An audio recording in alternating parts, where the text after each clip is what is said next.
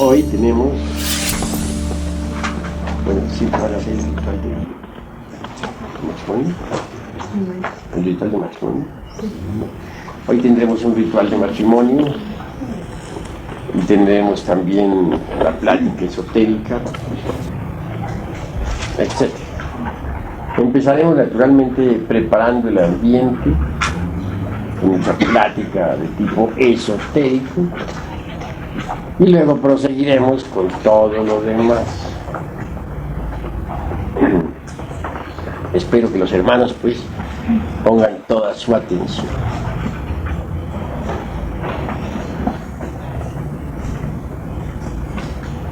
Es necesario comprender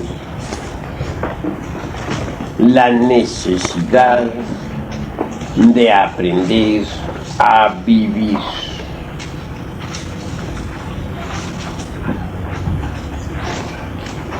Las experiencias de la vida diaria son muy útiles. Desafortunadamente las gentes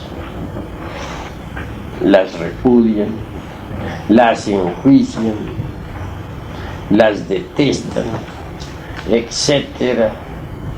Muchos se quejan de sí mismos y de los demás. Se asombra uno de ver cómo es que la gente subestima las experiencias. Nosotros debemos actuar a la inversa. Tomar las experiencias para nuestra propia autorrealización.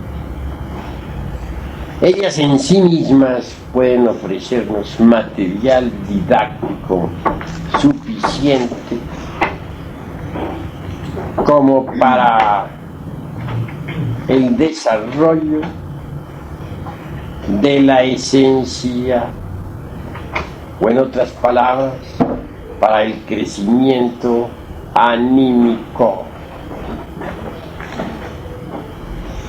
Así pues, las experiencias resultan ciertamente magníficas en todo sentido.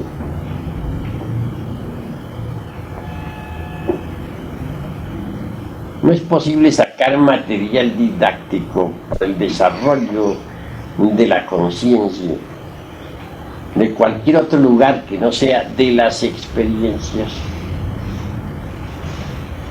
Por eso es que quienes las repudian o quienes protestan contra las dolorosas experiencias de la vida, obviamente se privan de lo mejor, se privan precisamente de la fuente viva que puede conducirnos al robustecimiento de la vida anímica. Cuando uno toma las experiencias como material didáctico para su autorrealización, descubre sus propios defectos psicológicos, porque es en relación con la humanidad, es en relación con nuestros familiares, es en relación con nuestros compañeros de trabajo, en la fábrica, en el campo, etc., donde nosotros, mediante las experiencias, logramos el autodescubrimiento. Obviamente, las experiencias son las que nos hacen aflorar nuestros propios errores en presencia de nuestros insultadores, por ejemplo. Aflora el yo de la ira. En presencia del vino, aflora el yo de la borrachera. En presencia de personas del otro sexo, si no estamos alertas y vigilantes, como el vigía en época de guerra, aflora la lujuria. Así pues, resulta útiles las experiencias para conocernos a sí mismos.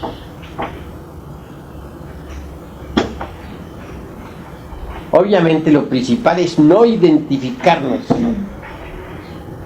con ningún acontecimiento, con ningún evento, con ninguna circunstancia.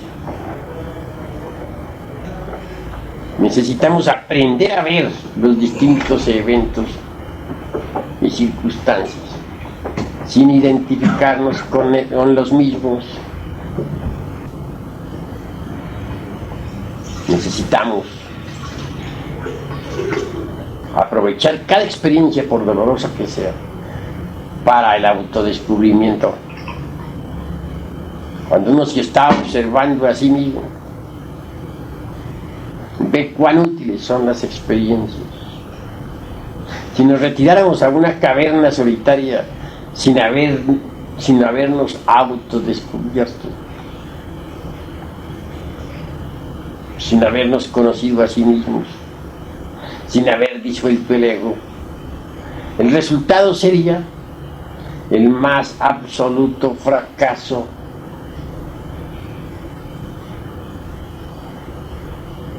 En los Himalayas, muchos anacoretas vivieron en cavernas y hasta desarrollaron algunos siddhis, es decir, poderes.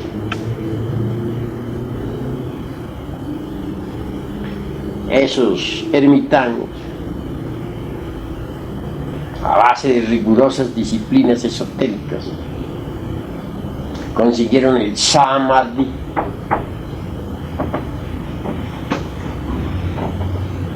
y gozaron entonces con el mismo, penetrando en el alaya del universo y hasta perdiéndose por instantes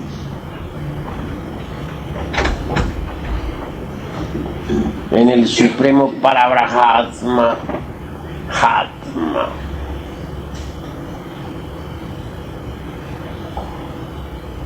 Lo que sucedió realmente fue, entrenados en las más diversas disciplinas de la mente,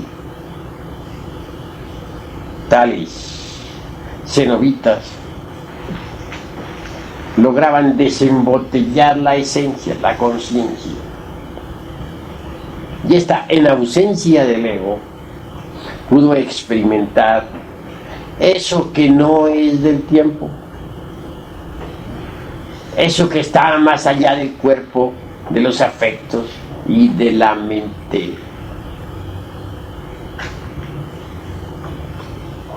Embriagados pues con el soma del samadhi, se creyeron mahatmas. Nunca trabajaron sobre el ego, jamás se preocuparon por desintegrar los diversos agregados psíquicos, solo se especializaron en la yoga de la meditación.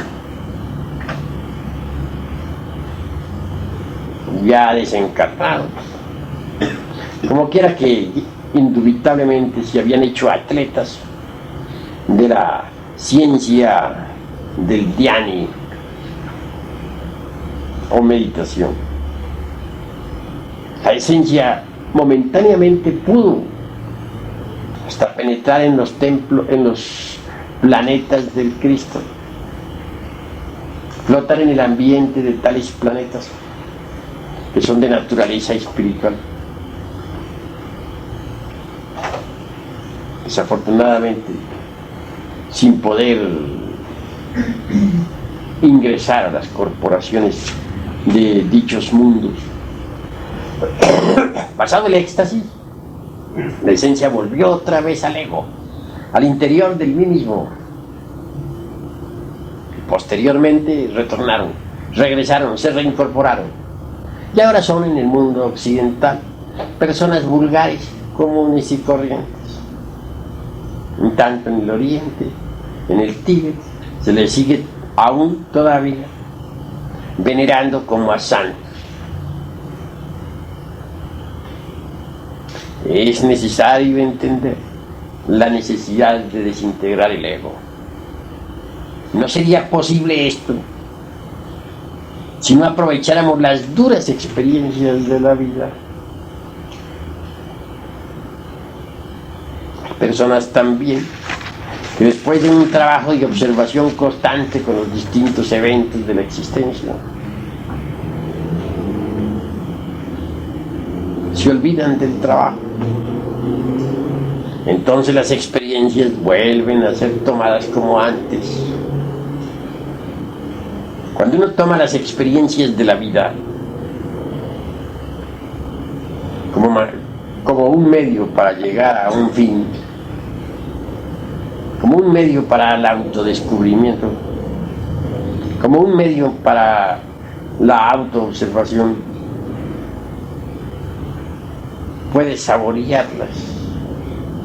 El sabor del trabajo es algo maravilloso. Le da a uno una exquisitez inefable. Cuando uno descubre que tiene tal o cual defecto psicológico y lo elimina, entonces viene a saborear el trabajo. Es un sabor inconfundible. Pero cuando uno, después de haber trabajado, abandona el trabajo sobre sí mismo y vuelve a tomar las experiencias de la vida tal como antes, es decir, vuelve a reinvertir el sentido de las experiencias, entonces indubitablemente sentirá otra vez el mismo sabor de la rutina diaria, el mismo sabor a vida de siempre. Hay pues que distinguir claramente entre el sabor trabajo y el sabor de la vida rutinaria. Por eso yo les digo a ustedes, mis caros hermanos, no huyan de las experiencias de la vida. Aprovechen hasta la más simple experiencia para el autodescubrimiento. Cualquier evento, por insignificante que sea, nos permite el autoconocimiento. Porque precisamente es en relación con las distintas gentes como viene uno a autodescubrir, a descubrir sus propios errores. Es que afloran tan solo, tan espontáneos, que basta estar en estado de alerta para verlos. Defecto descubierto debe ser trabajado, debe ser enjuiciado, debe ser analizado correctamente, debe ser comprendido a través de la técnica de la meditación. Posteriormente viene la ejecución, la disolución.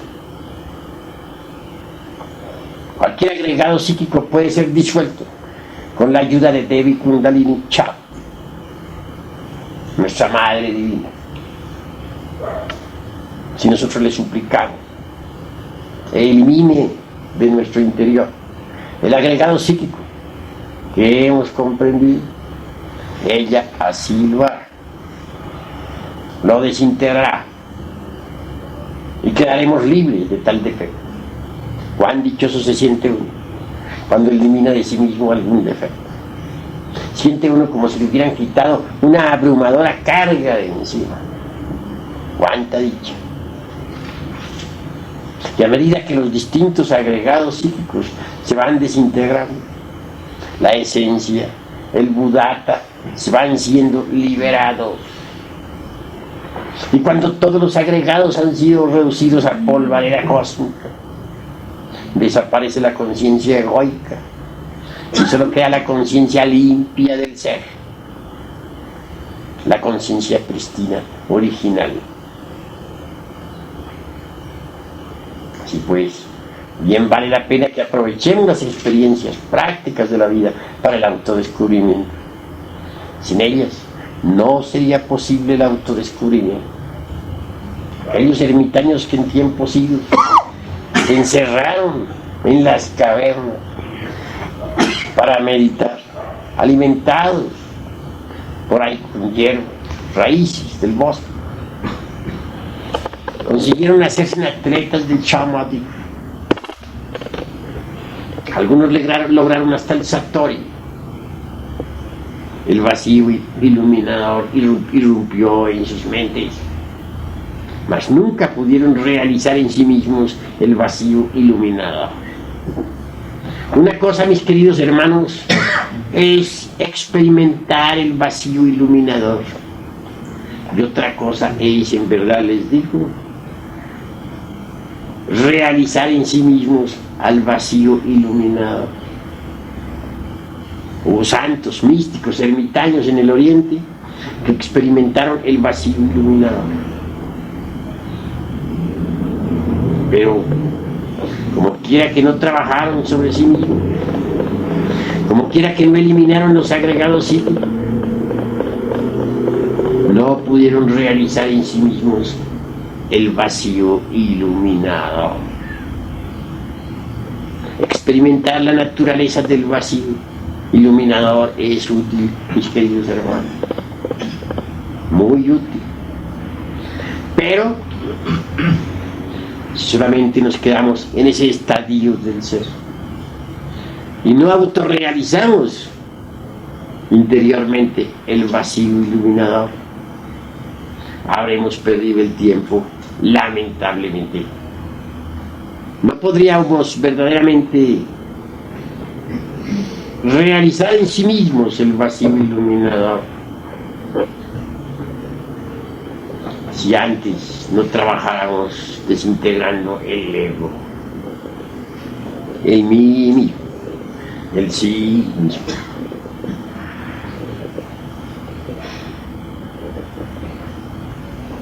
Así pues, vale la pena reflexionar profundamente en todas estas cosas. A medida que nosotros vayamos desintegrando en sí mismos al ego, la conciencia se irá liberando. Y cuando absolutamente hayamos logrado la desintegración absoluta del mí mismo, la conciencia estará absolutamente liberada. Entonces el vacío iluminador habrá sido realizado en cada uno de nosotros. Solo aquellos que han realizado en sí mismos el vacío iluminador pueden vivir en los planetas del Cristo. Sepan ustedes que alrededor de cada sol que nos ilumina giran los planetas del Cristo. Ellos son de naturaleza espiritual, no material. Hay dos naturalezas. La una es mutable, pasajera, perecedera. Es la naturaleza del mundo físico. Mas hay otra naturaleza, la naturaleza de los planetas del Cristo. Es inmortal, inmutable, imperecedera, terriblemente divina. En esos planetas viven las humanidades divinas. Dentro de cada criatura de esas mora el Cristo. El Cristo resplandece en cada criatura. Pero intentar convertirse en habitantes de los planetas del Señor sin haber eliminado el ego es absurdo. Y querer eliminar el ego renunciando a las experiencias de la vida, o protestando contra las mismas, o desesperándose, o identificándose con cada evento, es estúpido. Porque el material didáctico para la autorrealización no sale de ninguna otra parte, sino de las experiencias de la vida. Si pues tomemos cada experiencia, por dolorosa que sea, con alegría. Pensemos en que nos da el material didáctico suficiente para la autorrealización. No cometamos el error de identificarnos con ningún evento, mas tampoco cometamos el error de repudiar evento alguno. Cada experiencia de la vida es útil. cuando hayamos disuelto la totalidad del ego, nuestra mente interior se habrá abierto. Ya les he dicho a ustedes que hay 3 mentes, y hoy se los repito. La primera podemos denominarla la mente sensual. En ella está la levadura de los saduceos, groseros y materialistas. La segunda es la mente intermedia. Y tercero es la mente interior. En la mente intermedia están las creencias de las distintas religiones. Y es la levadura de los fariseos. Jesús el Cristo dice: cuidaos de la levadura de los saduceos y de los fariseos. Es decir, cuidaos de las doctrinas de los saduceos materialistas y de los fariseos hipócritas. Esas son palabras del Evangelio del Señor.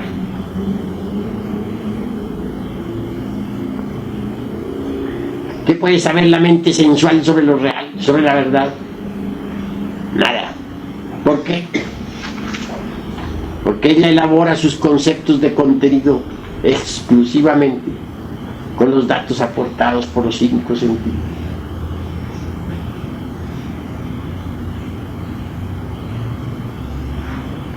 La mente intermedia tampoco sabe nada de lo real. Allí están las doctrinas de los fariseos. Bien sabemos que ellos asisten a sus templos para que otros los vean. Asisten a sus santos oficios o ritos para que otros digan de ellos lo mejor. Mas nunca trabajan sobre sí mismos. Fundamentan su religión exclusivamente en las creencias. Y eso es absurdo. Con la muerte del ego se abre la mente interior. Y esta es distinta. Esta funciona con los resortes de la conciencia. Esta recibe los datos de la conciencia superlativa del ser. Y con tales datos elabora sus conceptos de contenido. Como quiera que la conciencia trascendental y superlativa del ser tiene poder para experimentar lo real, la verdad. Obviamente la mente interior, al ser así informada, tiene buenos datos para elaborar sus conceptos de contenido. Por algo es que a la mente interior se le denomina razón objetiva. Por algo es que a la mente sensual se le denomina razón subjetiva. Quien tenga desarrollada la mente interior conoce lo real, conoce la verdad, conoce eso que está más allá del cuerpo, de los afectos y de la mente.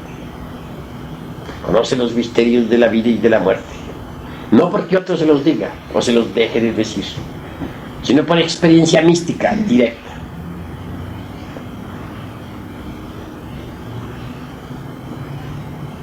Quien tenga desarrollada la razón objetiva es un iluminado. Mas hay 6 grados de desarrollo de la razón objetiva. Estos 6 grados se conocen por los tridentes que existen en los cuernos. ¿A qué cuernos me estoy refiriendo? A los cuernos de plata de los hierofantes, a los cuernos de Lucifer. Este Lucifer no es otra cosa sino la reflexión del Logos en nosotros, la sombra del Señor, ubicada dentro de nosotros mismos, dentro de nuestro universo interior, para nuestro bien.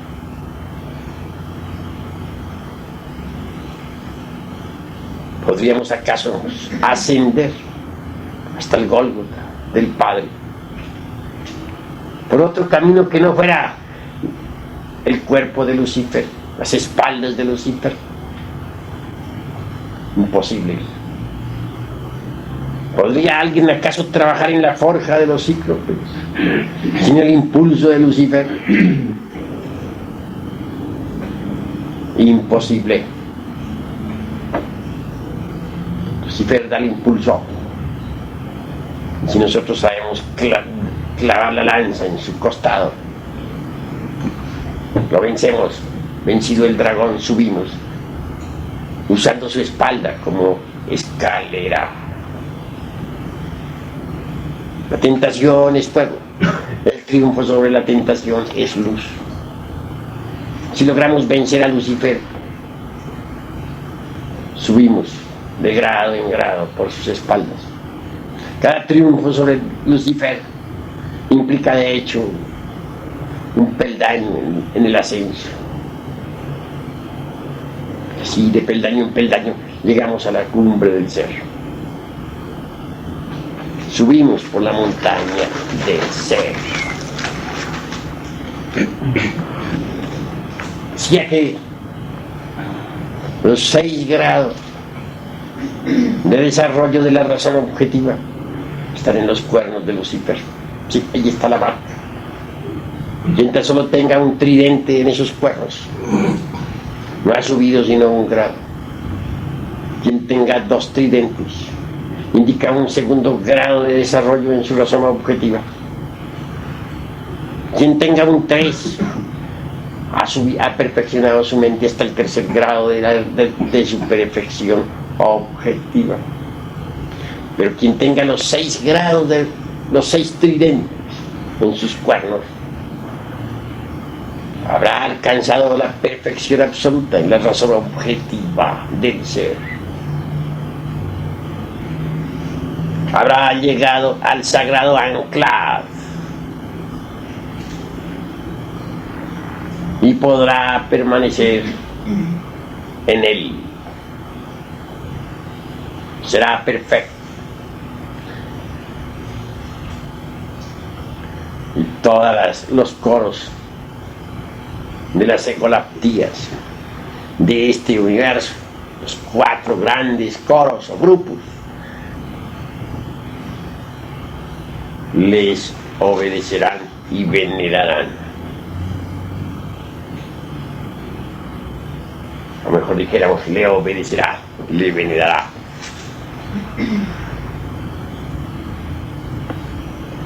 Tener los 6 grados de la razón objetiva es haber llegado a la absoluta iluminación, al conocimiento objetivo absoluto sin lagunas de los misterios de la vida y de la muerte, de los misterios del logos, de los misterios del abismo y del cielo. Pues habrá abierto completamente su mente a lo real. Por eso, quien llegue al 6º grado puede reposar en el sagrado anclaje. Quien llegue al 6º grado se encuentra tan solo a 3 grados de la infinitud que todo lo sustenta. Y esto hay que saberlo entender. Quiero pues que los hermanos reflexionen profundamente en esto. Mucho se ha hablado sobre los chakras, discos, ruedas magnéticas del cuerpo astral. ¿Son útiles? Sí, son útiles. Pero todas esas ruedas, chakras, discos, magnéticos, etc., a pesar de ser tan maravillosos, pues nos permiten las extrapercepciones. Resultan en verdad como míseras bujías de cebo ante la razón objetiva del ser. Puede la clarividencia, por ejemplo, ser muy hermosa. ¿Quién negaría los poderes intrínsecos de los chakras? ¿Quién negaría los poderes intrínsecos de la Ajna Chakra?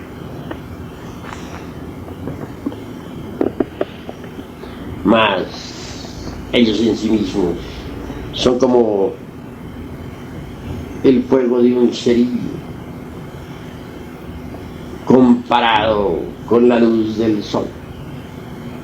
Así son, si los comparamos con la iluminación que da la razón objetiva del ser. De manera que, ¿cuál es el máximo o los máximos poderes que el anacoreta gnóstico puede lograr? ¿Estarán en los chakras? ¿Dónde estarán? En verdad, hermanos, les digo que no están en los chakras. Entonces, ¿dónde están? Les digo en verdad, están en la razón objetiva del ser. Mas para perfeccionar la razón objetiva del ser, se requiere la eliminación de los elementos subjetivos de las percepciones. O en otros términos, la eliminación de los diversos yoes. Si así procedemos, si nos resolvemos a pasar por la aniquilación budista, tan temida para los señores del teosofismo, y solo entonces podemos en verdad reposar en el sagrado anclado. Hay dos psiquismos. El inferior está relacionado con los chakras. El superior, que pertenece a la conciencia superlativa y trascendental del ser, a los valores étnicos de lo divinal, de lo trascendental, a la cultura universal, espiritual, divinal.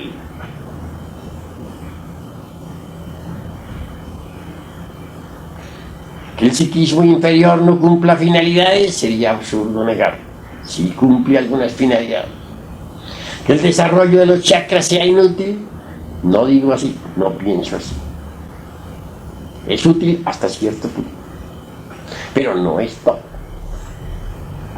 Cuando uno ha despertado conciencia y ha abierto en verdad la razón objetiva, y puede la razón objetiva o mente interior servir de instrumento a la conciencia, entonces la iluminación del ser es absoluta y supera a todos los chakras, pasa más allá de los chakras, entra en el terreno del superhombre, del Buda, del iluminado Buda.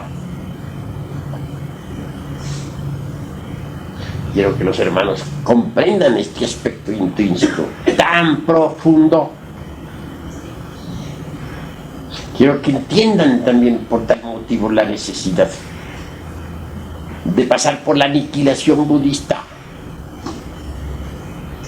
Si así lo hicieren, no les pesará. Abrirán su mente interior y llegarán a poseer la iluminación. No quiero decir que antes no sea posible la experiencia del vacío iluminador. Es posible.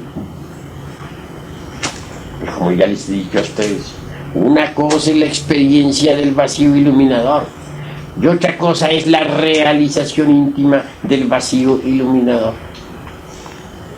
Cualquier anacoreta puede experimentar el vacío iluminador, pero eso no implica forzosamente la autorrealización íntima del vacío iluminador.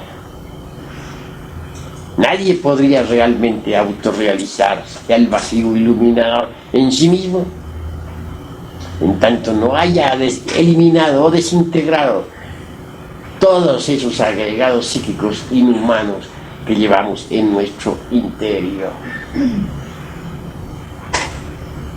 Vale la pena que comprendamos pues todo esto, que reflexionemos profundamente en el proceso de desintegración del ego. Hemos de sangrar profundamente y necesitamos lavar nuestros propios pies con la sangre del corazón. si es que queremos quedar completamente puros.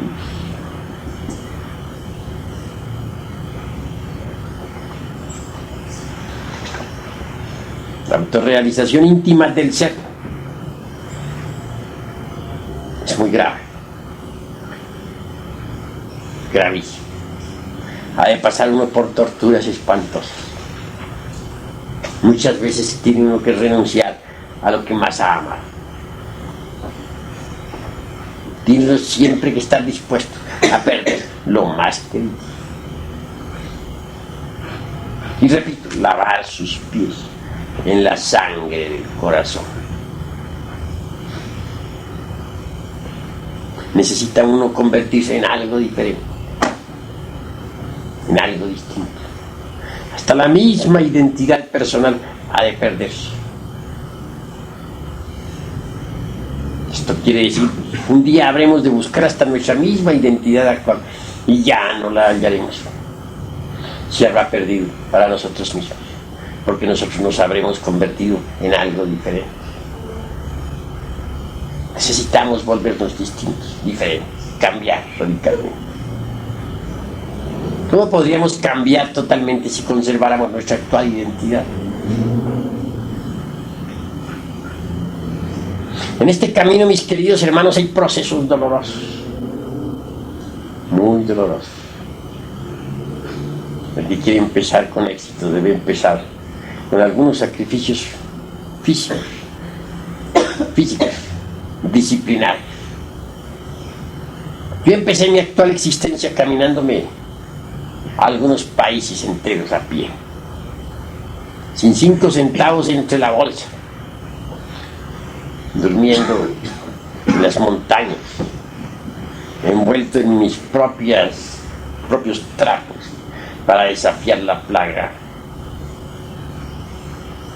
llegando a los pueblos sin dinero, o bien acostándome por ahí debajo de los aleros de las casas, cuando tenía tales techos o aleros, porque ahora las edificaciones se han vuelto tan crueles que si le cae a uno la lluvia no tiene más remedio que soportarla. Así es la crueldad de estos tiempos. Y no me pesa haber caminado sin dineros países enteros. No me pesa haber sufrido la tormenta y los huracanes. No me pesa haber llegado a pueblos donde nadie me conocía y sin un céntimo entre la bolsa. Así empecé. Y mucho que me sirvió. Yo empecé en una forma natural. Mi padre, que está en secreto, quiso que así empezara. Y así empecé. A otros les ha tocado empezar así, porque su gurú así lo ha establecido para su bien. Conozco el caso de un gurú de ojos negros penetrantes y mostachos negros. Organizó sus discípulos para una caravana. Recorrió países enteros para llegar a Grecia.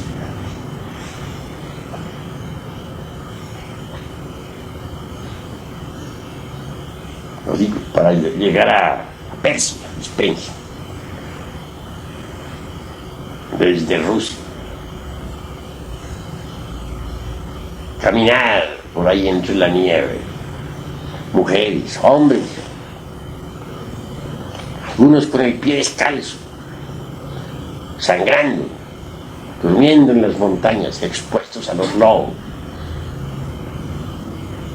firmes en la disciplina,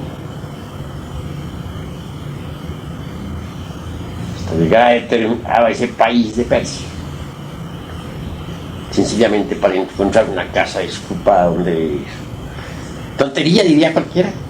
¿Cómo es posible un viaje con un grupo de personas que están sufriendo a través de las montañas y del hielo, durmiendo en la noche en las selvas, expuesto a los lobos del invierno? ¿Con qué objeto? Congruente parecería. Para llegar por último a una casa que había alquilado, pues para eso no se necesita de todo eso. Se podría haber hecho el viaje de un maravilloso automóvil o en un avión. El gurú sabía lo que hacía.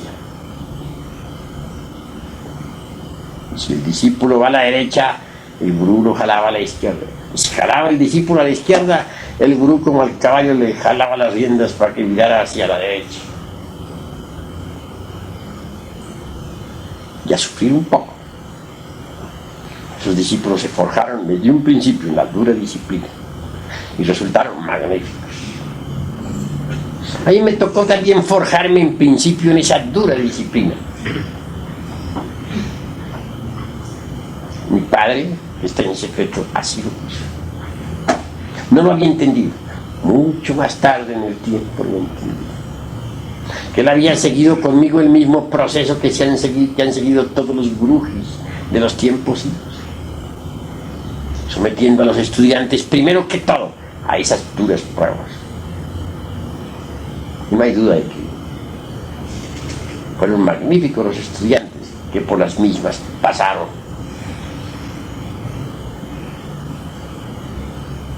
Así, queridos hermanos, tenemos que ir eliminando de sí mismo muchas pésimas costumbres, hábitos adquiridos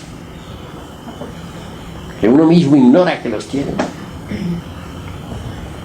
movimientos mecánicos sin sentido, etc. Tiene uno que hacerse consciente de todos sus gestos y actitudes y eliminar lo que no sirve. Todo esto requiere una observación muy rigurosa de sí mismo. En principio es conveniente esa dura disciplina de los viajes dolorosos y cruentos, de las torturas del camino, a fin de forjarse desde un principio como debe forjarse en la lucha.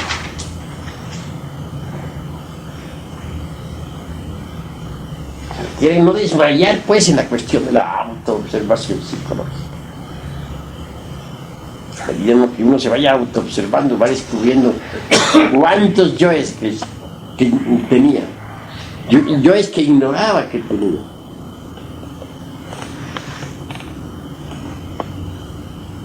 Uno se queda asombrado cuando se autodescubre.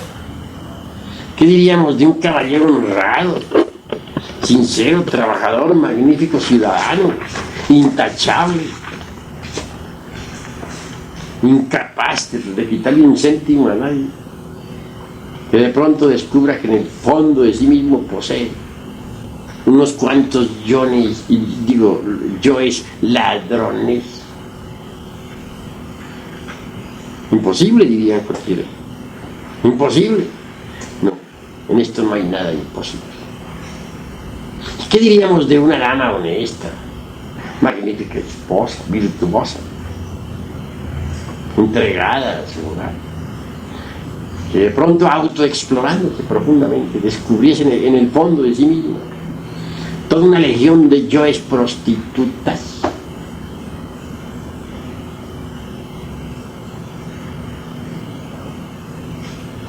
Qué incongruente, dirían muchos al oír una explicación de estas.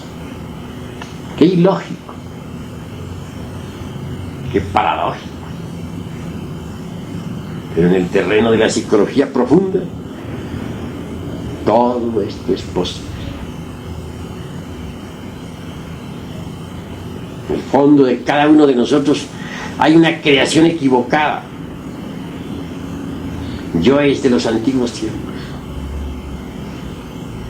Yoes que personifican errores espantosos.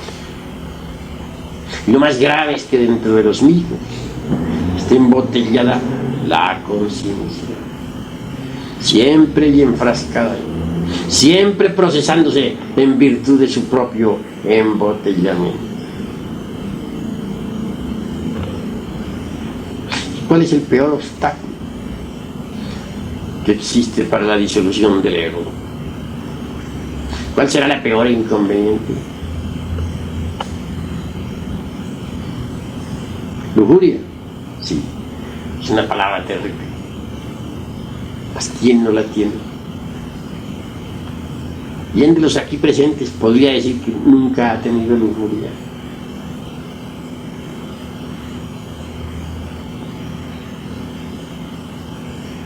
Cuán difícil es desarraigarla de sí mismo. Cuando nosotros la analizamos cualquier yo de lujuria, venimos a evidenciar que se procesa en cada uno de los 3 cerebros en forma diferente. En el cerebro, dijéramos, puramente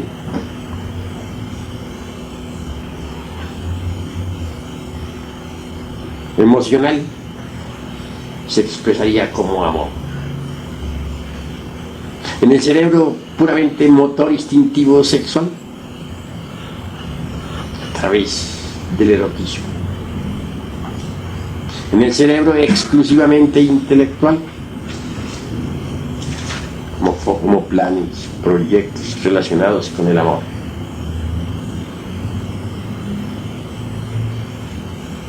O con el ser que se ama o que se cree amar. Sin embargo, de ahí, todas no son sino fenómenos de un mismo yo, que se llama lujuria. Pero vea cuán distinto se manifiesta en el cerebro intelectual, qué forma tan distinta, qué otra forma asume en el corazón, y por último, cuál es su modo operandi en el centro motor instintivo sexual. Repito, en el centro motor instintivo sexual como pasión animal. En el corazón la lujuria asume otra forma. Podríamos denominarla como amor. Y en el intelecto asume otra forma, como proyectos relacionados con ese amor, como recuerdos de ese amor. Y es que cada yo tiene sus 3 cerebros: el intelectual, el emocional y el motor instintivo sexual. Cada yo es una persona con sus 3 cerebros. Eso es obvio. Así pues que dentro de nuestra persona hay miles de personas y cada una de ellas está organizada con sus 3 cerebros. Entonces la personalidad no es más que una marioneta jalada por hilos invisibles.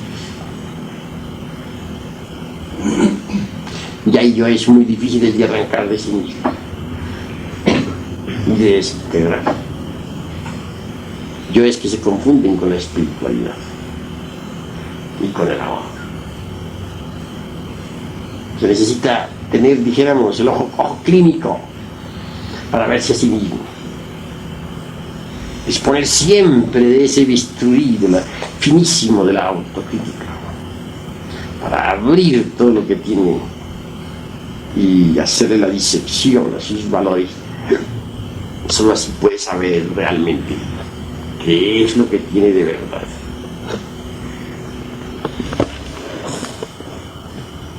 Se necesita mucha observación, mis caros hermanos. Somos espantosamente débiles y nos creemos muy fuertes. Somos criaturas detestables, exageradamente débiles. Nada podríamos hacer si no tuviéramos una ayuda. Obviamente la tenemos. Contamos con el poder de la serpiente sagrada, con la divina madre Kundalini. Solo ella puede de verdad asistirnos para desintegrar los yoes. Solo ella con sus flamas puede reducir a cualquier yo a polvareda cosa. Vas a intentar desintegrar los yoes sin contar con la ayuda de Devi Kundalini Shakti.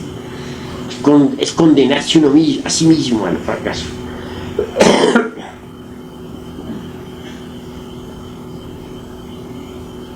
Y eso es muy grave.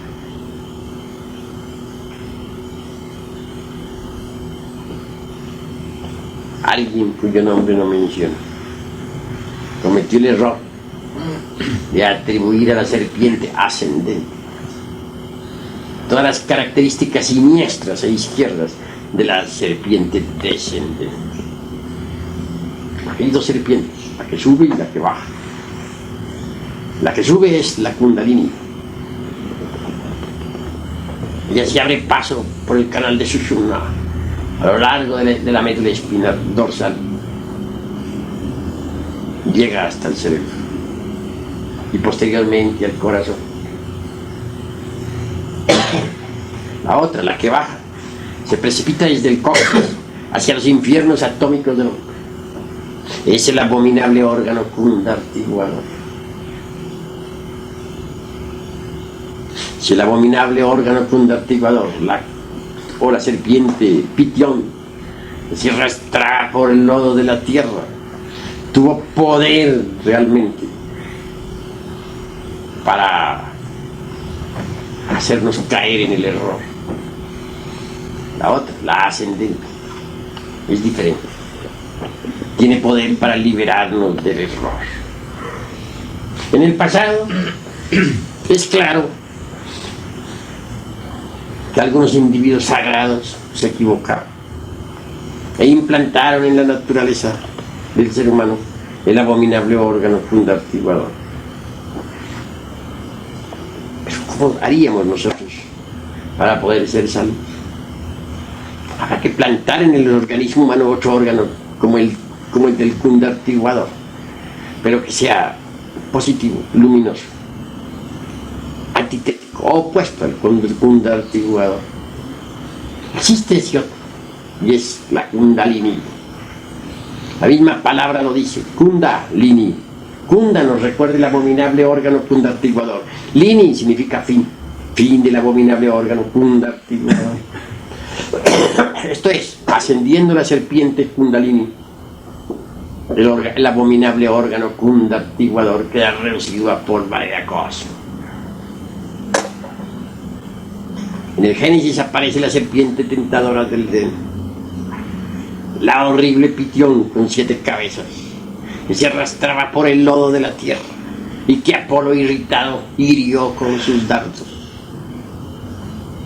Ese es el abominable órgano kundartiguador. Pues también aparece en la sabiduría antigua Moisés, la serpiente de bronce que se enroscaba en la Tao, o Lingam generador. Esa es la Kundalini. Gurdjieff comete el error de confundir a la Kundalini con el kundartiguador, a la serpiente que sube con la que baja, y atribuye a la que sube todos los siniestros poderes tenebrosos de la serpiente descendente. He ahí su error. Y ahí es la causa por la cual sus discípulos no lograron disolver los yoes. Esa fue su gran equivocación. A base de mera comprensión, no es posible disolver los yoes. No niego que con el cuchillo de la conciencia, comprendiendo vivamente cualquier yo, podamos separarlo de sí mismos, de nuestra psiquis. Pero eso, mis queridos hermanos, no es suficiente, porque el yo separado de nuestra psiquis continuará vivo. No se resignará a permanecer lejos de casa. Intentará una y otra vez volver a ocupar su lugar. Se convertirá en un demonio tentador. Hay que desintegrar el yo que con el cuchillo de la conciencia hayamos separado de sí mismo. Y nadie puede desintegrarlo con otro poder que no sea con el poder de la Divina Madre Kundalini. Solo ella puede reducirlo a ceniza, a polvareda cósmica. Sí, pues lo fundamental, mis queridos hermanos, es morir en sí mismos, definitivamente, para poder abrir la mente interior y gozar de la razón objetiva. que es cognición verdadera de lo real, experiencia íntima del ser, visión búdica trascendental, divinal, más allá del cuerpo, de los afectos y de la mente subjetiva.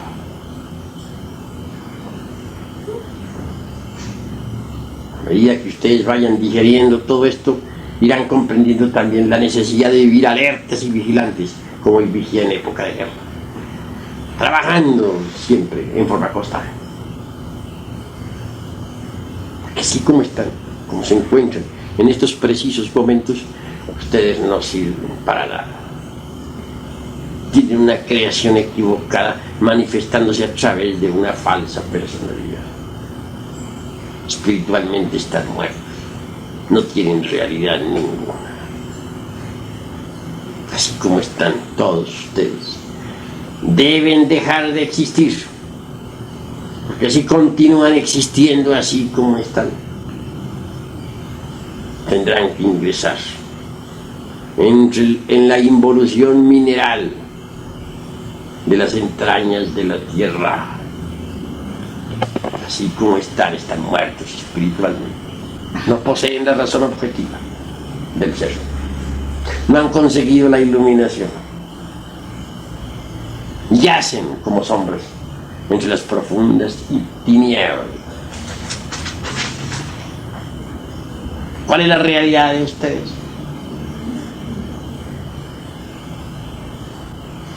Sombra.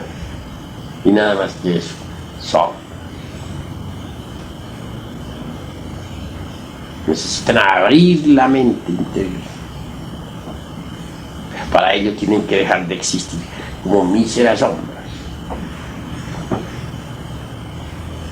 Tienen que volverse despiadados consigo mismos. Porque hoy por hoy ustedes se quieren mucho a sí mismos. Se autoconsideran demasiado. ¿Pero qué es lo que ustedes quieren? ¿Su querido ego? ¿Su desnudez? ¿Su miseria interior? ¿Las tinieblas en que se hallan? Eso es lo que ustedes quieren tanto. No, hermanos. Reflexión. Profundamente, reflexión. Deben dedicarse a trabajar intensamente sobre sí mismos. Deben comprender el proceso de la lujuria, que es el peor enemigo de la eliminación del ego, el peor enemigo de la disolución. ¿Quién no la tiene? ¿Quién no la ha tenido? Sin embargo, hay que reducirla a ceniza.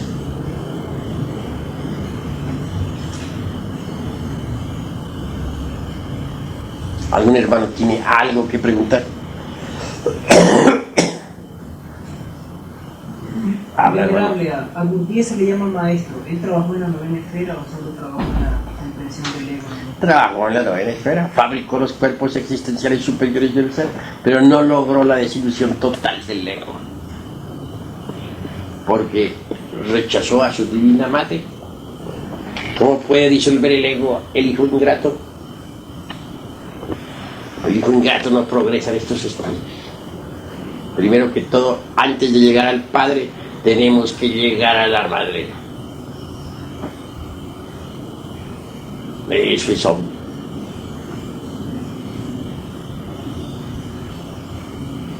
¿Algún otro hermano tiene algo que preguntar en relación con esto? Maestro, ¿por qué siendo Gurdjieff discípulo suyo no conocía que el único camino para la disolución del ego era con la Divina Madre Kundalini? Se olvidó de su base. En antiguas existencias estuvo bajo mi instrucción, pero en su existencia última, pues él, como quiera que estaba lejos de mí, se olvidó también de su divina madre. Ese fue su error.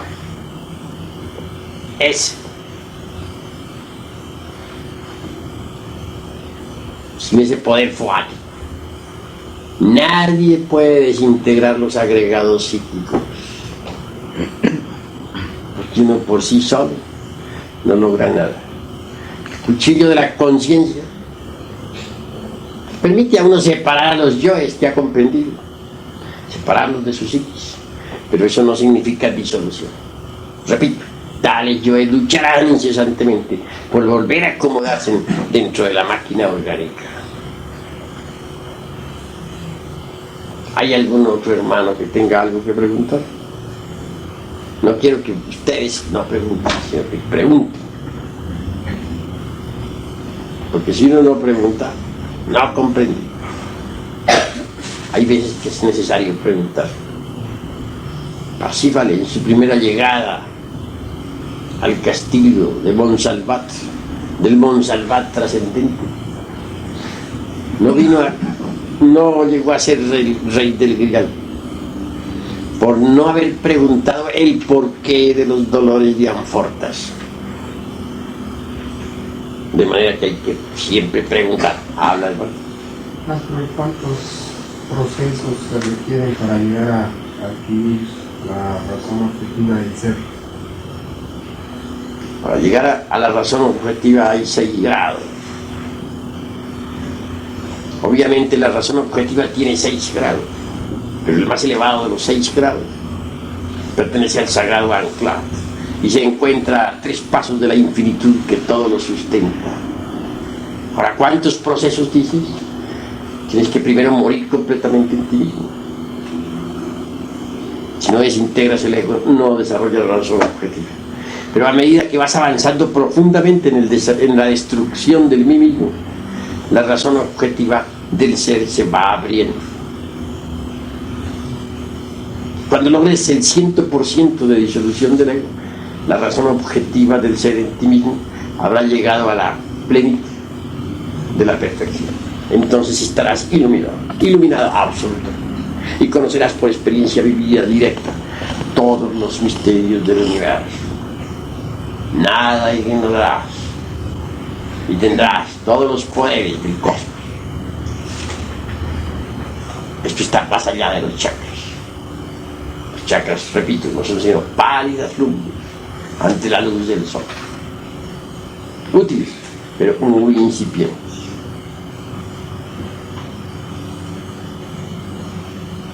¿Alguna otra pregunta, hermano? Maestro, esos tridentes de los cuales usted habla, ¿tienen alguna relación con la corona sefirótica? Esto es punto y aparte. No mezclemos las distintas ciencias, porque nos convertiríamos en iconoclastas.